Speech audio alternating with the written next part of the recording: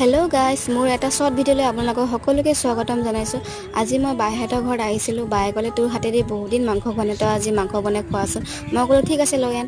মাংসখিনি আনি পেলাই মই এইফালে মছলা পাতি চব যোগাৰ কৰি ৰাখিছিলোঁ। তো এইফালে মাংসখিনি মই মছলাখিনি দি দিলোঁ, গোটেইখিনি যিমান য'ত যি আছিলে গোটেইখিনি ঢালি দিলোঁ।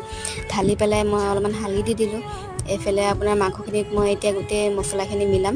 যেতিয়ালৈকে মাংসখিনিত মছলাখিনি মিক্স হৈ নাযায় তেতিয়ালৈকে মই মিলাই থাকিম।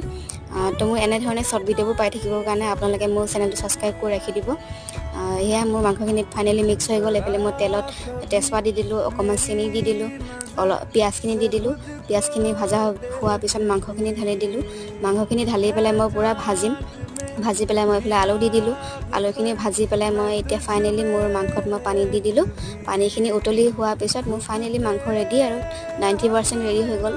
এতিয়া 10% বাকী আছে, খাব হৈ গৈছে। এতিয়ালৈ বাই আহিছোঁ।